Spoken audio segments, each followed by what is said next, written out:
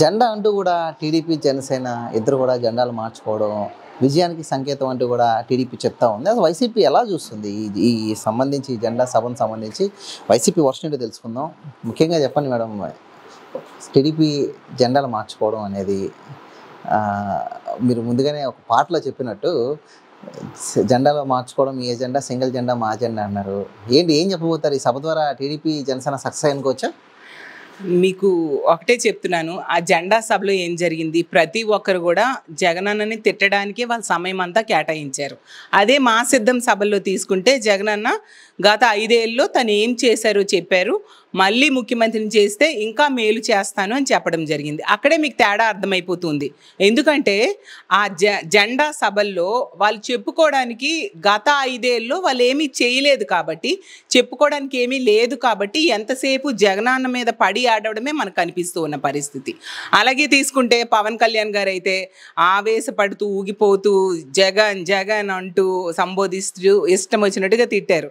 అతను అంటూ ఉన్నారు, వామనావతారం ఎత్తంట జగనన్నని అధపాతాళానికి తొక్కేస్తాను అనేసి. అసలు పవన్ కళ్యాణ్ గారికి ఒకటే చెప్తున్నాను, మిమ్మల్ని ఆల్రెడీ ఆంధ్ర రాష్ట్రంలో ప్రజలు అధపాతాళానికి తొక్కేశారు కాబట్టే మీ పార్టీకి ఈరోజు ఒక్క ఎమ్మెల్యే కూడా లేని పరిస్థితి. అలాగే తీసుకుంటే మీరు పోటీ చేసిన 2 స్థానాల్లో కూడా ఓడిపోయారు. అలాగే పవన్ కళ్యాణ్ గారు అన్నారు, జగనన్నని అధపాతాళానికి తొక్కేయకపోతే అంట అతని పేరు పవన్ కళ్యాణ్ కాదు, అతని పార్టీ జనసేన కాదు అనేసి. కానీ ఈ ఆంధ్రప్రదేశ్ రాష్ట్రంలో ప్రజలందరూ కూడా పవన్ కళ్యాణ్ గారిని ప్యాకేజ్ కళ్యాణ్ అనేసి, అలాగే వాళ్ళ పార్టీని జనసేన కాదు చంద్రసేన అంటూ సంబోధిస్తూ ఉన్న పరిస్థితి. ఎందుకంటే వాళ్ళ బిహేవియర్ అంతా ఆ విధంగా ఉంది. ఎందుకంటే పవన్ కళ్యాణ్ గారు నా జెండా సభలో చెప్పడం జరిగింది, పార్టీకి సరైన సంస్థాగత నిర్మాణం లేదు కాబట్టి కేవలం 24 సీట్లు తీసుకున్నాము అని చెప్పి. నిజంగా పార్టీ పెట్టి 10 సంవత్సరాలు అయింది. మరి సంస్థాగత నిర్మాణం చేయాల్సింది ఎవరు? పార్టీ అధ్యక్షుడు. మరి సంస్థాగత నిర్మాణం చేయకుండా 10 ఏళ్ళు మీరు ఏం చేశారు అని నేను ప్రశ్నిస్తూ ఉన్నాను. అదే అంతకంటే కేవలం 2 ఏళ్ళు ముందు అనుకుంటాను మా వైఎస్ఆర్ కాంగ్రెస్ పార్టీ పెట్టారు. మరి జగనన్న ఎంత చక్కగా సంస్థాగత నిర్మాణం చేసుకున్నారు, అలాగే ప్రజా సమస్యల మీద పాదయాత్ర చేసి తెలుసుకున్నారు, వాటికి పరిష్కార మార్గం చూపిస్తానని ప్రజల్లో ఒక నమ్మకాన్ని కలిగించారు. 2019లో ఆ నమ్మకంతో 151 సీట్లు తెచ్చుకోవడమే కాకుండా ఆ నమ్మకం ద్వారా జగనన్న ఇచ్చిన హామీల్లో 99% ఈరోజు నెరవేర్చి 2024 ఎన్నికలకి మేము ఏమి చేశాము, ఇన్ని మంచి చేశాం కాబట్టి మా కోట్లు వేయండి అని 175కి 170 సీట్లు గెలిపించండి అని చెప్పి జగనన్న అడిగే పరిస్థితిని ఈరోజు ఈ రాష్ట్రంలో తీసుకొచ్చారు.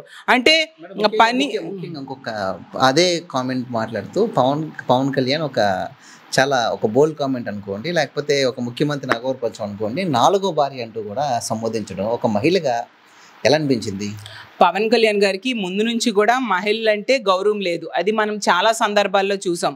ఎందుకంటే తన తల్లిని తిట్టారు, 10 కోట్లు ఖర్చు పెట్టి చంద్రబాబు నాయుడు గారైనా లోకేష్ గారైనా తిట్టారు 10 కోట్లు ఖర్చు పెట్టి అని చెప్పేసి ఆ రోజు ఊగిపోతూ ఎన్నో తిట్లు తిట్టారు పవన్ కళ్యాణ్ గారు.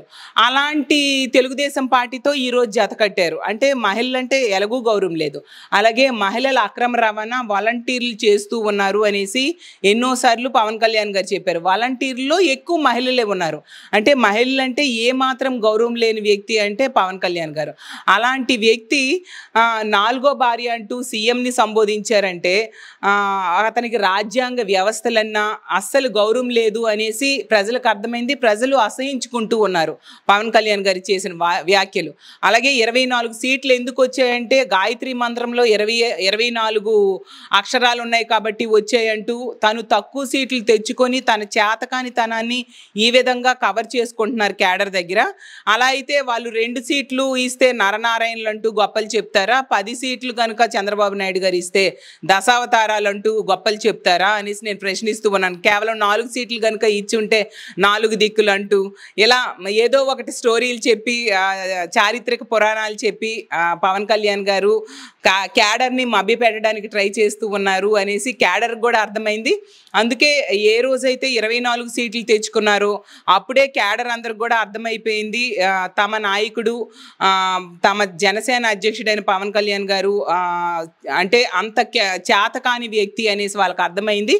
అలాగే దమ్ము ధైర్యం ఉన్న నాయకుడు ఈ రాష్ట్రంలో ఎవరైనా ఉన్నారంటే అది జగన్మోహన్ రెడ్డి గారు. ఈరోజు ధైర్యంగా 175కి 175 సీట్లు గెలుస్తాము అని చెప్పి వాటన్నిటికీ క్యాండిడేట్స్ అనౌన్స్ చేసి యుద్ధానికి సిద్ధంగా ఉన్నారు జగన్మోహన్ రెడ్డి గారు.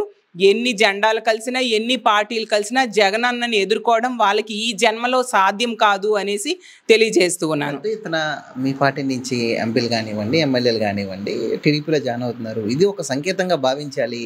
మీకు అభ్యర్థులు లేరు కాబట్టి పదే సీట్లు మారుస్తూ ఉన్నారు అనేది టీడీపీ చేస్తున్న వాదన. ఒప్పుకుంటారా? మీకు అభ్యర్థులు లేరన్న విషయాన్ని మీరు ఒప్పుకుంటారా? మీరు ఇంకో విషయం కూడా గమనించారో లేదో, మిగతా పార్టీల నుంచి కూడా పెద్ద ఎత్తున మా పార్టీలోకి అదే విధంగా వస్తూ ఉన్న పరిస్థితి. ఈ రోజు కూడా చాలా మంది పార్టీలో జాయిన్ అయ్యారు. ఎన్నికల ముందు పార్టీలు మారడాలనేది కొందరి విషయంలో అది కామన్.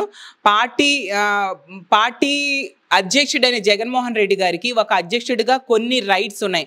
తను ఎవరికి నిల్చోబెట్టాలి, ఎవరైతే ఆ ప్లేస్లో గెలుస్తారు అనే హక్కు జగనన్నకు ఉంది. అసలు ఈ రాష్ట్రంలో తీసుకుంటే ఏ క్యాండిడేట్ అయినా జగనన్న బట్టే గెలుస్తారు.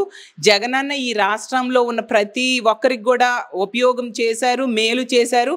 ఈ రాష్ట్రంలో ఉన్న గృహాలకు తీసుకుంటే 87% ఇళ్ళకి ఈరోజు లబ్ధి చేకూర్చిన గొప్ప ముఖ్యమంత్రిగా నిలిచారు. కాబట్టి జగనన్న ఎవరు నిల్చోబెట్టినా వాళ్ళనే జగనన్నలా ఫీల్ అయ్యి ఈ రాష్ట్రంలో ప్రజలు ఓటేస్తారు. కాబట్టి అక్కడున్న పరిస్థితులు బట్టి కొన్ని ఈక్వేషన్స్ బట్టి క్యాండిడేట్స్ని పెట్టడం జరిగింది. కాబట్టి దానిని స్వాగతించిన వాళ్ళకి ఖచ్చితంగా రానున్న రోజుల్లో సీట్స్ త్యాగం చేసిన వాళ్ళకి జగనన్న మంచి పొజిషన్స్లో రానున్న రోజుల్లో ఉంచుతారు. ఖచ్చితంగా ఎవరున్నా ఎవరు వెళ్ళినా ఈ పార్టీలో క్యాడర్ కానీ అలాగే ప్రజలు కానీ జగనన్న వెనకే ఉన్నారు. రానున్న రోజుల్లో ఖచ్చితంగా మళ్ళీ జగన్మోహన్ రెడ్డి గారికి ముఖ్యమంత్రి చేసుకుంటేనా ఈ ఆంధ్ర రాష్ట్రానికి మేలు జరుగుతుందని వాళ్ళు బలంగా నమ్మి ఉన్నారని తెలియజేస్తున్నాను. బీసీ వర్గాలు కానివ్వండి, ఆడవాళ్ళలో టీడీపీకి ముందు నుంచి ఒక మంచి స్ట్రాంగ్ పట్టు ఉంది. అది ఎవరన్నా కాదన్న విషయం. ఎందుకంటే గత ఎన్నికల్లో అంత హవాలో కూడా ఆయనకి మంచి మెజారిటీ వచ్చింది. ఈసారి ఎలా ఉండబోతుంది? ఉన్నారా మహిళలు కానివ్వండి, బీసీ వాళ్ళు కానివ్వండి టీడీపీ పక్షాన్ని నిలుస్తారనుకుంటున్నారు? లేరు. మీకు ఒకటే చెప్తున్నాను, మహిళలకి నెట్ట నిలువుగా ముంచేసిన వ్యక్తి ఎవరైనా ఉన్నారంటే అది చంద్రబాబు నాయుడు గారు. ఎందుకంటే 2014లో డ్వాక్రా రుణమాఫీ చేస్తాను 14,200 కోట్లు అని చెప్పేసి వాళ్ళకి అబద్ధపు హామీ ఇచ్చేసి నమ్మించారు. ఎన్నో యాడ్స్ కూడా చెప్పారు, మీ తాలిబోట్లు నడిచి వచ్చేస్తాయి మీరు కనుక చంద్రబాబు నాయుడు గారికి ఓటేస్తా అని చెప్పి. ఆ రోజు చంద్రబాబు నాయుడు గారు ఓటేసి వేయించుకొని అధికారంలోకి వచ్చారు. వచ్చిన వెంటనే మేనిఫెస్టోనే వెబ్సైట్లోంచి తీసేశారు చంద్రబాబు నాయుడు గారు. దాంతో మహిళలందరూ నెట్ట నిలువుగా మునిగిపోయి ఏబీ గ్రేడ్లుగా ఉన్న డ్వాక్రా సంఘాలు సిడి గ్రేడ్లుగా మారిపోయాయి. అలాగే 2016 అక్టోబర్ నుంచి తీసుకుంటే ఈ సున్నా వడ్డీ కూడా అమలు చేయకుండా వాళ్ళకి ఇవ్వకపోవడంతో మరింతగా డ్వాక్రా సంఘాలు ఎన్పిఏలుగా మారిపోయి 18%కి ఎన్పిఏలు డ్వాక్రా సంఘాలు చేరాయి అన్నమాట. దాంతో ఆడోళ్ళందరూ కూడా ఇంత మహిళా ద్రోహి మహిళా ద్వేషి అయిన చంద్రబాబు నాయుడికి మేము మద్దతుగా ఉండము అని డిసైడ్ అయ్యారు. అంతేకాకుండా చంద్రబాబు నాయుడు గారు చాలా పొగరుగా ఎన్నోసార్లు అనడం జరిగింది, కోడలు మగబిడ్డను కంటానంటే అత్త వద్దంటుందా అంటూ ఆడపిల్ల తాలూకా పుట్టుకునే అతను అవమానించారు. దాంతో మహిళలందరూ కూడా చాలా ఆగ్రహంగా చంద్రబాబు నాయుడు గారి మీద ఉన్నారు. అలాగే జగనన్నను తీసుకుంటే అతను మోసం చేస్తే మహిళలకి జగనన్న మహిళా పక్షపాత ముఖ్యమంత్రిగా ఈరోజు ఉన్నారు. డ్వాక్రా రుణమాఫీ చంద్రబాబు నాయుడు గారు ఎగ్గొడితే జగనన్న 2019 ఏప్రిల్ వరకు ఉన్న డ్వాక్రా రుణాలన్నింటి కూడా 25,500 కోట్ల రూపాయలని 4 విడతలుగా ఆసరా పథకం ద్వారా ఇస్తానని చెప్పి దాన్ని మాట మీద నిలబడి ఈరోజు ఇచ్చి 4వ విడత కూడా ఇచ్చేయడం జరిగింది. అలాగే చేయూత ద్వారా 45 సంవత్సరాల నుంచి 60 సంవత్సరాలు ఉన్న మహిళలు కూడా జగనన్న చేయూత పథకం ద్వారా ఈ 4వ విడతతో కలిపితే 19,000 కోట్లు ఇవ్వడం జరిగింది. ఇవన్నీ కూడా ఖచ్చితంగా జగనన్నని గెలిపిస్తే జగనన్న ఈరోజు ఏ సంక్షేమ పథకం ప్రవేశపెట్టినా ఏ అభివృద్ధి పథకమైనా మహిళల పేరుతో ఇస్తూ ఉన్న పరిస్థితి. అలాగే తీసుకుంటే ఒక అమ్మఒడి అయినా ప్రతి పథకం కూడా, ఒక ఇల్లు ఇచ్చినా, ఒక ఇళ్ల పట్టాలు ఇచ్చినా ప్రతి పథకం కూడా మహిళ మహిళలే లబ్ధిదారులుగా ఉన్నారు. కాబట్టి ఈరోజు జగనన్న దగ్గర ముఖ్యంగా మహిళా రక్షణ కోసం దిశ చట్టం, దిశ యాప్ తీసుకొచ్చారు. ఈ ఆంధ్రప్రదేశ్ రాష్ట్రంలో మహిళలందరూ కూడా జగనన్న అంటే ఎంతో అభిమానం, ఎంతో గౌరవంగా ఉన్నారు. తమ సొంత అన్న ముఖ్యమంత్రి అయితే అలాంటి భద్రత, భరోసాని ఆంధ్రప్రదేశ్ రాష్ట్రంలో మహిళలు పొందుతూ ఉన్నారు. కాబట్టి ఖచ్చితంగా రానున్న రోజుల్లో మా వైఎస్ఆర్ కాంగ్రెస్ పార్టీయే గెలుస్తుంది.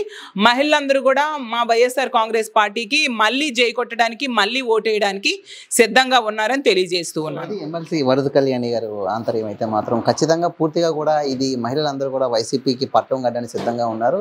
గతంలో టీడీపీ పార్టీ ఎన్నో చేస్తానని చెప్పింది, కానీ మేనిఫెస్టో కూడా తీసేసిన పరిస్థితి మనం చూసాం. కాబట్టి ఈసారి చంద్రబాబుని నమ్మే పరిస్థితి అయితే లేదు. జెండా అంటూ మీరు వస్తున్నారు, కానీ ఒక ప్రత్యేక అజెండాతో ప్రజలకి మంచి చేయాలన్న ఉద్దేశంతో మేము వస్తున్నాం. కాబట్టి పూర్తిగా ప్రజలు మమ్మల్ని నమ్ముతారు. చంద్రబాబుని కానీ పవన్ కళ్యాణ్ గారిని నమ్మే పరిస్థితి లేదు. మళ్ళీ జగన్మోహన్ రెడ్డి గారిని ముఖ్యమంత్రిగా గెలిపించుకుంటామంటూ కూడా ఈరోజు ఆమె ధీమా వ్యక్తం చేశారు. వీడియో జర్నలిస్ట్ క్రాంతితో ఉదయం మీడియా, విశాఖపట్నం నుంచి.